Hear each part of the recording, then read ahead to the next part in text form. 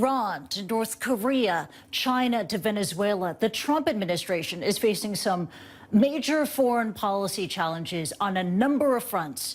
And joining us now is former U.S. Ambassador Nicholas Burns. He now teaches at the Harvard Kennedy School. And Ambassador Nick Burns, thank you so much for joining us. Thank you. President Trump, he is facing a number of foreign policy challenges right now. And on the China trade war, he says, we'll see. On North Korea's latest missile test, he says, again, we'll see. Does the U.S. president, does his administration, does his staff, do they know what's going to happen next? Well, I think it's a time of testing because there are these multiple crises. The one that's most important to the president today is the China trade war, because the president is passionate about trade imbalances. He's been out on Twitter this morning making all sorts of statements defending the fact that he's put these additional tariffs on. And he said that those tariffs payments by China will go directly to the U.S. Treasury. Of course, that's not true. They'll actually be borne by American importers and American consumers. But I think he's serious about this. And his tough-minded policy does have, Kristie, a lot of support here in the United States. The business community in the United States very strongly in support of action against China's predatory trade practices. So I'd be surprised if the Trump administration blinked. Yeah, the trade war is front and center today. You have the ongoing trade talks, and at least the two sides are still talking today in Washington, D.C. But, Ambassador, when you look at what's simmering in, not just with China, but Venezuela, North Korea, and especially Iran, is there a flashpoint that worries you the most right now? I think right now it would be Iran, because the administration has made very clear over the last several days that if there's any kind of an attack on American facilities, American military vessels, or American citizens by Iran or its proxies, that was the statement made by Secretary of State Mike Pompeo, there would be, he said, consequences. And so I think the Iranians need to understand that the Trump administration is ready to defend itself if necessary. I'm not predicting a conflict, but I think certainly tensions are far above what they are normally. And of course, you've seen the deployment of the USS Abraham Lincoln and its escort vessels to the Gulf. That's right. The U.S. strike group is already there in the region. Fresh sanctions have been slapped on Iran.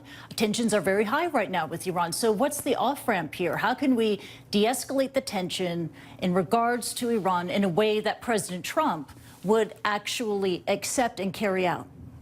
Well, there are two issues pertaining to Iran, Kristie. The first, of course, is Iranian provocations in Yemen, in the Gulf, in Syria, in Iraq, in Lebanon, in Gaza. That's a lot of places, but the Iranians have been troublemakers for a long time. And I think that's where the point of friction is right now with the Trump administration. The second, of course, is the Iran nuclear deal, where the administration has put secondary sanctions or threatened secondary sanctions against companies from any of the countries that are trading with Iran. And of course, you saw the statement by President Rouhani of Iran this week, essentially giving the Europeans about 60 days to decide whether they're going to stay in the deal or not. This deal appears to be falling apart. That could lead to attempts by the Iranians to reconstitute elements of their nuclear program, and that further then would stoke up, would heighten the friction with both Israel and the United States. So I think Iran is the central crisis right now. North Korea is worrisome, but not at a point of crisis. And your thoughts on the long-term effect of the way the Trump administration handles these foreign policy challenges, like Iran, like North Korea? How does this affect ongoing relationships between the United States and its allies, as well as its adversaries, well after this presidency?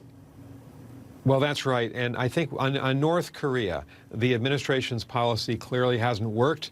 And so the administration needs to go back to trying to get China and Russia, as well as South Korea and Japan, on the same sheet of music with the United States. Further sanctions, that's going to be extremely difficult to get the attention of Kim Jong-un.